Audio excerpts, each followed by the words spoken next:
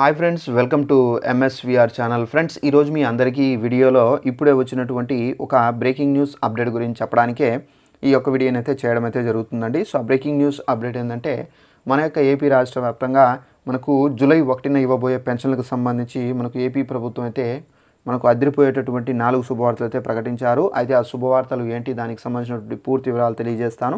ఈ వీడియో మీకు నచ్చినట్లయితే లైక్ చేసుకోండి. ఛానల్ను సబ్స్క్రైబ్ చేసుకోకపోతే ఛానల్ను సబ్స్క్రైబ్ చేసుకొని ఫాలో అవుతండి. మన యొక్క ఆంధ్రప్రదేశ్ రాష్ట్రానికి సంబంధించి ఎలాంటి ఇన్ఫర్మేషన్ కంపల్సరీగా మీకు తెలియజేస్తూ ఉంటాను.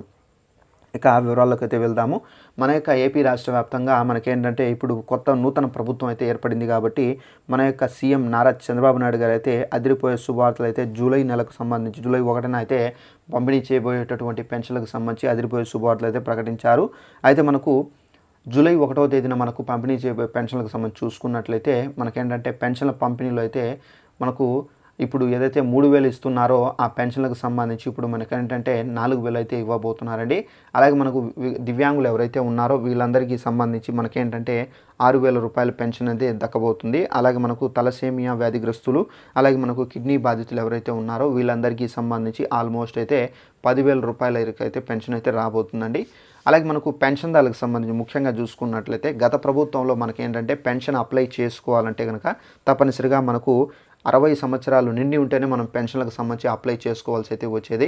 అయితే మనకు ఇప్పుడు ఈ ప్రభుత్వం వచ్చిన తర్వాత మనం ఏంటంటే 50 సంవత్సరాలకే పెన్షన్ అయితే అప్లై చేసుకునే విధంగా కూడా ఏర్పాట్లు అయితే చేస్తున్నారండి. అయితే పెన్షన్లకు సంబంధించి కొత్తగా అప్లై చేసుకోవాలంటే కనుక మళ్ళీ మనకి ఏంటంటే ప్రమాణ స్వీకారం అయిన తర్వాతనే మనం ఈ కొత్తగా పెన్షన్లకు సంబంధించి అప్లై చేసుకోవాల్సి అయితే ఉంటుందండి. అలాగే పెన్షన్దారులకు సంబంధించి ముఖ్యంగా ఏంటంటే మనకు పెన్షన్లు ఎవరైతే తీసుకుంటున్నారో ఈ 3,000 కానివ్వచ్చు, ఈ దివ్యాంగుల పెన్షన్ కానివ్వచ్చు, అలాగే మనకు డయాలసిస్ బాధితులకు సంబంధించిన పెన్షన్ కానివ్వచ్చు. సో వీళ్ళందరి పెన్షన్ అయితే ఆల్మోస్ట్ జూలై 1న అయితే పెంచే అవకాశం చాలా వరకు అయితే ఉన్నట్టుగా కూడా అయితే టీడీపీ వర్గాల నుండి అప్డేట్ అయితే వచ్చింది. సో ఈ విధంగా ఏంటంటే మనకు పెన్షన్లకు సంబంధించి జూలై 1న అయితే ఇవ్వబోయే పెన్షన్లకు సంబంధించి మనకైతే అదిరిపోయే శుభవార్తలు అయితే వచ్చాయి.